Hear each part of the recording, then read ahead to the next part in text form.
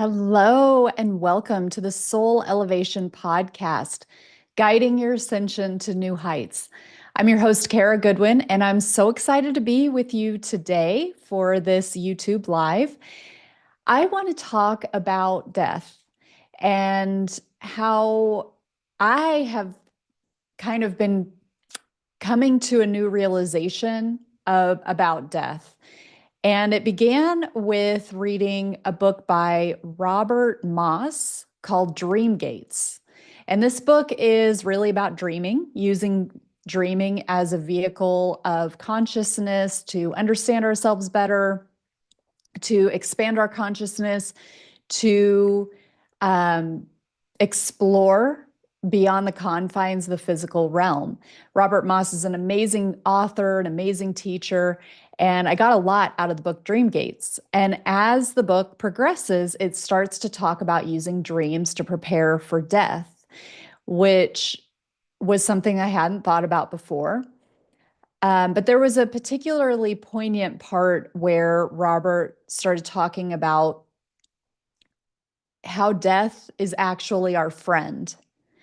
And I have never, it really expanded my perception of death and what death is. And many people, particularly in the West, in the Western world, see death as something to be afraid of, see death as something that we're trying to avoid, something that is unwelcome, something that we want to keep at bay.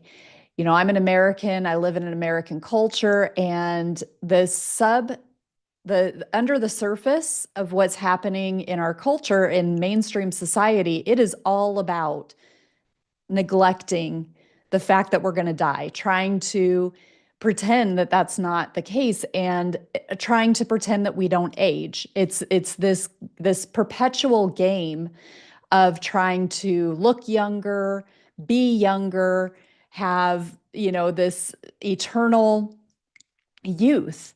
And we see, that's kind of catching up with us as a culture, right? Because we can see the effects of all of the, for example, the plastic surgery that a lot of celebrities have, and not even celebrities, and how that begins to make somebody look as they get older, where, they don't really, because they're trying to avoid ever aging, then they morph into something that we're not used to seeing as they get older. There's a very kind of plasticky sort of look as somebody has more and more plastic surgery, which makes sense, really. But that's just one example of how by trying to stay young at all costs, what's underneath that? What, despite what happens physically, what is the mentality under that? And how, as a culture, are we feeding that? And really, that's another topic, but it's just an illustration for the purposes of showing that the culture that I'm in is very youth oriented, and it is very much avoid death, fear death. And there's a lot to that. Death is this mysterious thing. From our perspective as living beings, when somebody crosses the death portal, we feel that we've lost access to them. They're no longer there physically for us to interact with. So, from our perspective, it looks like you die and you stop. That's the end. And of course, we have so many accounts. I mean, this reality is filled with accounts who have crossed the death of those who have crossed the death portal and come back. They're called near-death experiencers. I've had a million of them, not really, but I've had plenty of them on my podcast. If I remember when I'm finished recording this, I'll put links to a lot of those. Those stories are so comforting because they show us, one, that life continues on. These people are clinically dead, and they enter a different reality. There is intelligence there. It's different from planet Earth, but it's also just right there. I also just hosted a summit a couple of weeks ago, called Reaching Through the Veil. And I had a lot of different mediums on there and a lot of different people with lots of different backgrounds, but they're all able to see beyond this veil that separates us from the unknown. And they're constantly communicating with those who have crossed over, and they told stories about what that's like for them and how that's shown up in their lives and how they work with people in that respect. So when we do feel afraid of death, we have a lot of allies here in the physical who have experience, who can affirm that it's not the end. So if you find yourself with a lot of fear around death, there are a lot of resources for you to help you to change your perspective of death. But going back to this, is death actually our ally? Is death actually our friend? The way that this was talked about in the book was about the shamanic way that to interpret death, where death is a consciousness, which I hadn't really thought about that before, death being a consciousness. And of course, we see this in my culture. There's the Grim Reaper, right? There's the cloaked being that you can't see the face, and it's got like what do you call that? A Sith or a staff? I don't know what you call it, that they hold this like long stick with like a spear kind of thing, but like a horizontal sphere. I think it's called a Sith, but that's also a Star Wars term. But anyway, um, and it's this dark, personified being. And it's scary. Like it's always presented as this scary thing when death comes knocking, that's something that we fear.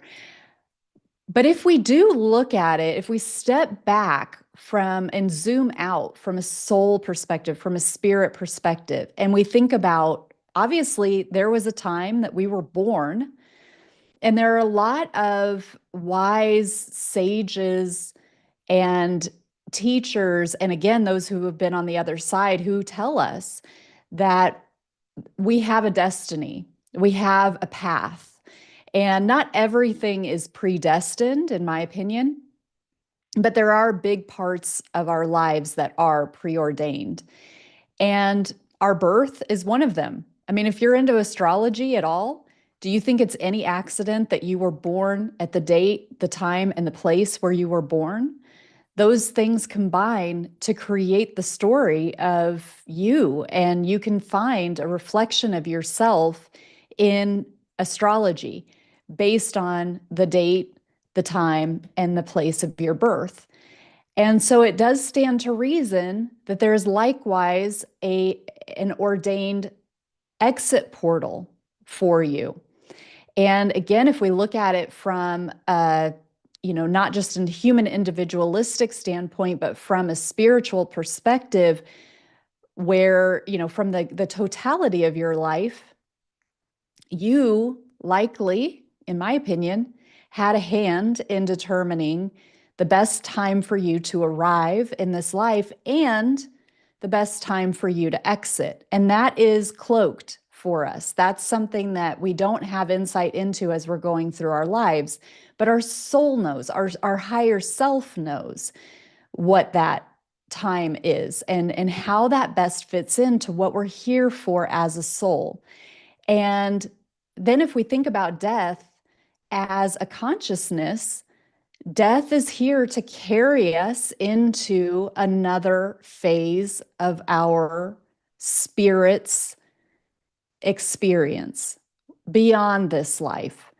And so death is this friend that comes that says, okay, it's time now to go. It's time to be carried into the next part. And this is what you have been,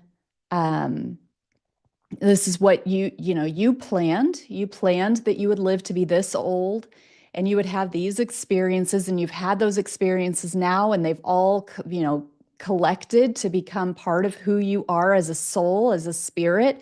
You've learned from it. You've gotten wisdom from it. You've gotten experience from it. You came you came and you received what you are here for.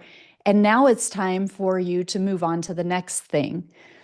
And so death is this friend who comes and escorts us and says, okay, it's time. And again, going back to the near-death experiences, I think that the near-death experiences also mirror or show us, illustrate to us that death is our friend, because every near-death experiencer is somebody who has come back. They crossed the death portal. They encountered death, the consciousness of death. And what did death do? Death said, it's not time yet. You're early. You have more work to do. You didn't agree to come back at this time. Here, let me show you around a little bit. We can make use of this. This is actually part of your plan too. I want you to get a glimpse of what is here on the other side. Look around, talk to your guides, talk to your loved ones, your ancestors. Really see how you have this whole network on the other side that is conspiring to help you. Go back and tell people. Go back and change the way that you experience life. But go back to life and live in a new way and let the people know. And so death is working in your favor. It's not snatching you ahead of your time.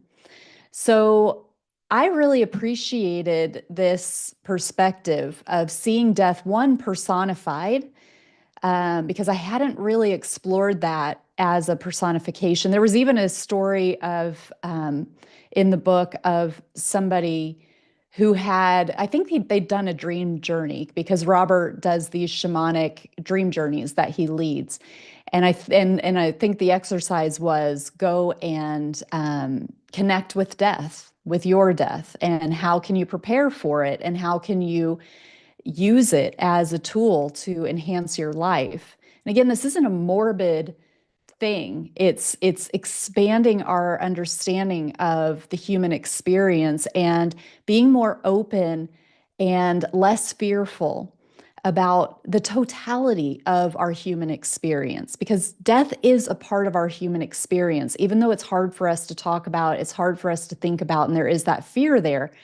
But like I encourage so often in these lives and in my teachings, the things that we're afraid of, the things that cause fear, the things we don't want to look at, are so often there is medicine in there. There is expansion of our consciousness where we don't want to look. That is a place where we can have rapid evolution and rapid learning and add more energy and vitality, because we're reclaiming parts of life. We're adding it into the energy of who we are.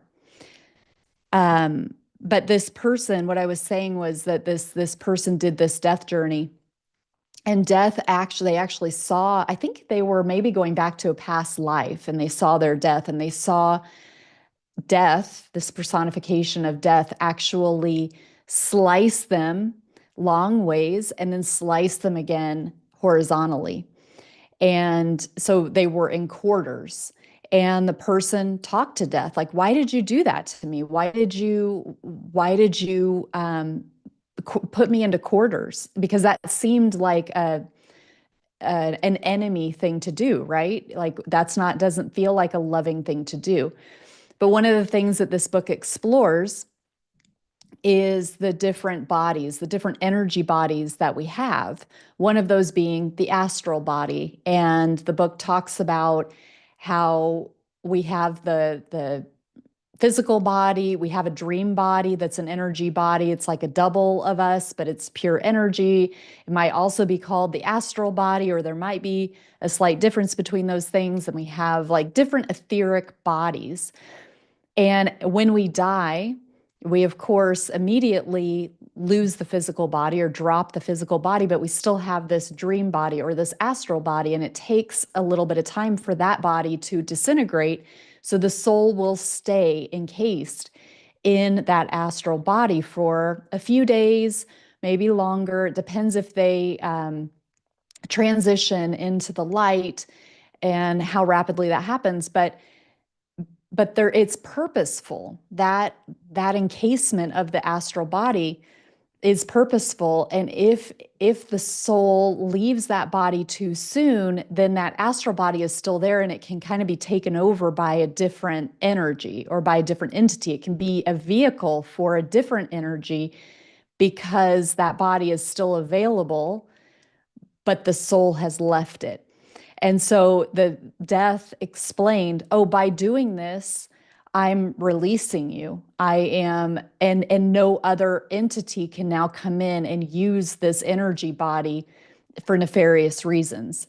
So even something like destroying the energy body that on the surface could look like an act of um, I mean, something terrifying, right? Why are you killing my energy body? Why are you maiming me? But it's actually purposeful. It's helpful. It's like, well, then now you're released and your energy, this energy body can't be taken over by another entity and used for purposes that you wouldn't want.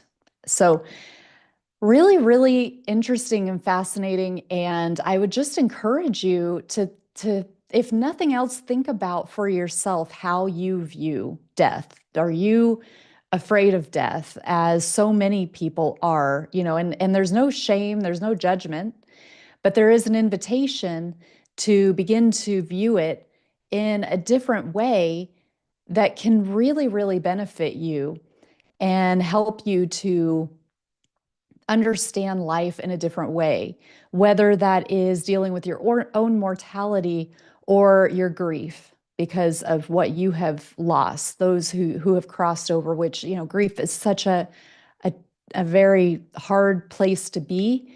And when we feel that we've really lost somebody and that they're absolutely gone, that makes it even that much harder. So when we have this new view of death, that can really help to soften our grief and change and alchemize it so that we can understand that something else is happening. We now have another ally on the other side. We'll always be connected, and um, that there isn't anything to fear. So I hope that that is helpful. I'd highly encourage you, if this topic is interesting to you. The book, again, that I'm referring to is Dream Gates by Robert Moss. I'll put a link in the notes. And I will also, I'm trying really hard to remember to put some of the near-death experiences in the notes as well, the episodes of Soul Elevation, where you can go and listen to those because they are deeply, deeply healing. It's such a beautiful topic when we're considering death and the role of death in our lives. So I wish you many, many blessings, and thank you so much for being here today.